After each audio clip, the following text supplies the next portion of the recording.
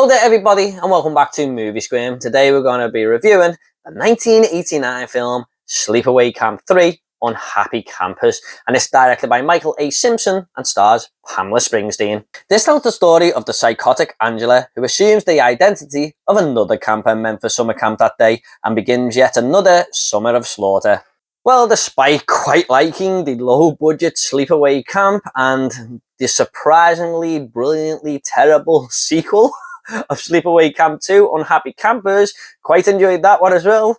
I was quite looking forward to Sleepaway Camp 3. I was just excited to see Angela, played by Pamela Springsteen, doing what she does best. She was such a fun character in the second movie. I couldn't wait to see her do some more carnage in this one.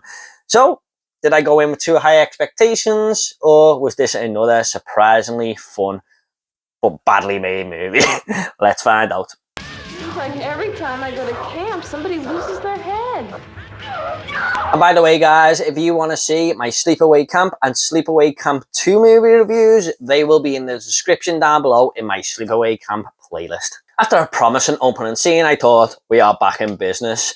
Angela robs this garbage truck and runs over this character to steal her identity. The words Angela is back appear on the screen, and this fucking kick-ass rock intro just introduces the credits, and I was like, oh yeah baby, I'm ready. We also have a slightly different take on why the kids are at the camp. We've got these rich privileged kids, you know, mixed in with these lower class kids, if you like, and it's a big experiment to see how they all interact together, how they work together in the camp, and how they all get on. And there's even a news broadcaster there. It's kind of like a game show, you know, introducing all the characters to the audience. And I thought, okay, they're trying something a little bit different here. There's also this character who states that he's at the camp to the other campers because his son was killed there last year, and he wants to make sure everything runs smoothly. And if there's a chance this killer turns up, he's going to take him out, or her out, should I say, and sort of get his revenge, basically. And I thought, okay, they're doing this experiment thing with the camp, these characters. They've got this guy who's got a possible great story arc going on here. I thought, let's see how all this plays out. This could turn out very well, although it doesn't. And it just comes out with a lot of racism regards to the story and all these characters mixing together, but more on that in a minute. Now, if you didn't know, this was filmed back-to-back in the space of 2 months, I believe, with Sleepaway Camp 2. And I like the way it acknowledges the sequel that came before it, or the prequel, in terms of going by this movie, whatever you want, with the stag character acknowledging that his son was killed and he wants revenge. They find the Jason hockey mask from that kid who was killed by Leatherface Angela in the second film. If you've seen that film, you know what I mean. And also the fact that Angela sometimes mentions the final girl, Molly, in this movie. We can only assume is dead at this point, but at least it tries to connect to the one that come before it. And although this film does contain a numerous bunch of problems, which I'm going to get into in a minute, despite everything I say, you can still sit back and have fun with this movie. The cheesiness is there, the over-the-topness is there, and it's fun to sit back with a few friends and have a few beers and just let out a few laughs. So, despite everything I want to say, it's still a watchable film, and it's still entertainment to people who may appreciate this subgenre. But we do have to talk shittiness, and that just kind of leads into what I was saying before about how bizarre and over the top this movie is. It just seems a little bit too much at times. Now, the second movie did have these moments, but you kind of go along with it because the movie is just trying to have a lot of fun, and it's a horror comedy, basically. Because we've seen all that before, and other things that are coming into play here, which I'll get into in a minute, they make this movie stand out like a sore thumb when these moments happen, and they just don't seem as good or as fun. My wife looked at me, I'm not joking, in the first 10 minutes at least 5 times and sort of give me this look as if to say, what the hell is going on? Now, what I mean where these things stand out like a sore thumb, one of them is the dialogue in this movie. The news reporter I was talking about before, she just stops filming and then goes like that to one of the campers, in this case being Angela. So, you know where I can score some coke?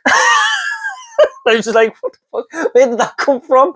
And then the woman who runs the camp, she says, any questions after introducing them all to the rules and stuff? And this guy goes, yeah, when do we get to sleep with all the girls? And all the girls are just sitting there, and it just seems so out of place. I was just thinking, man, who wrote this fucking script?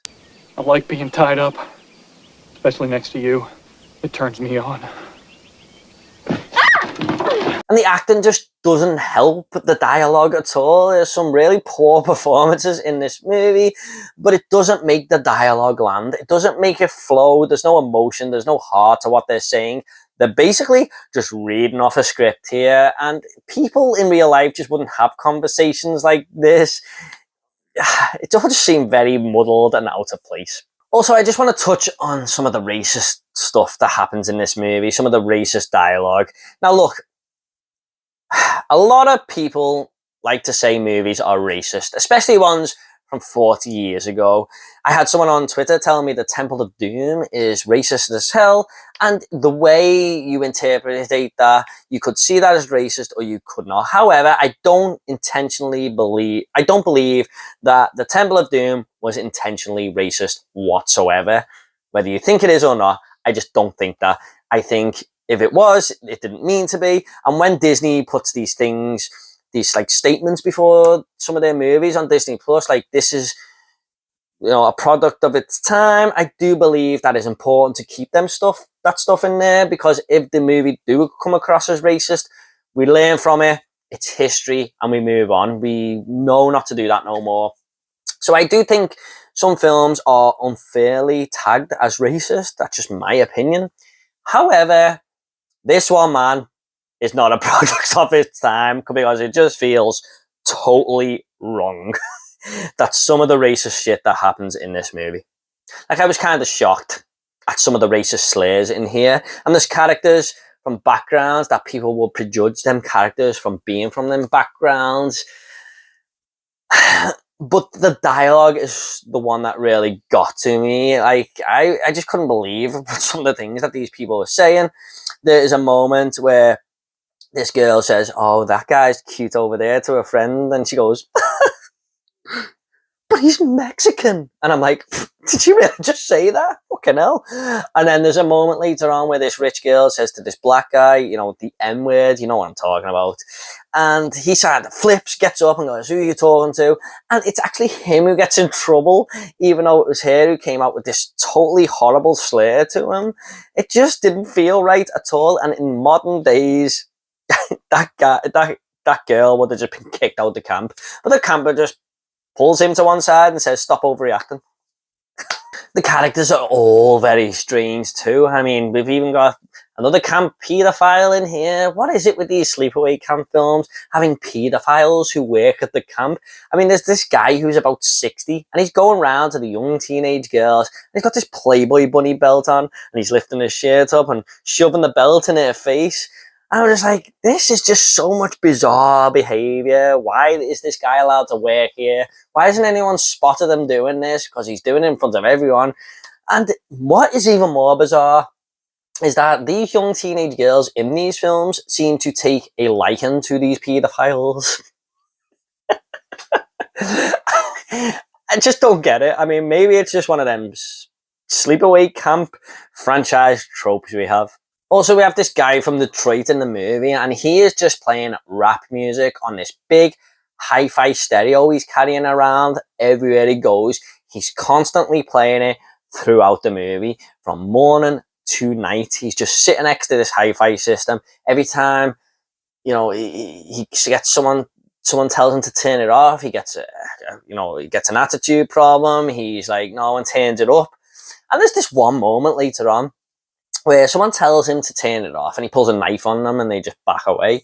And then another character later on in the film will just, you know, I was getting annoyed with the music, so the characters in the movie obviously are, and she goes inside his tent and goes, God damn it, will you just turn it off? And he just pulls a gun out.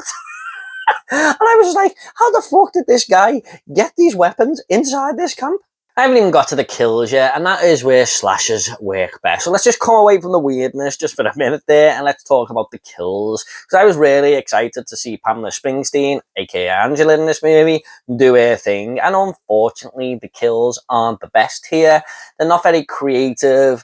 There's not many great practical effects in there, and a lot of them are just off screen, which was a little bit of a bummer. I mean, there's so many great build-ups to the kills at times, and you think it's going to be a really cool creative kill, and especially after the open scene, I was like, okay, this is going to be a lot of fun, but it's kind of like they ran out of budget, I think.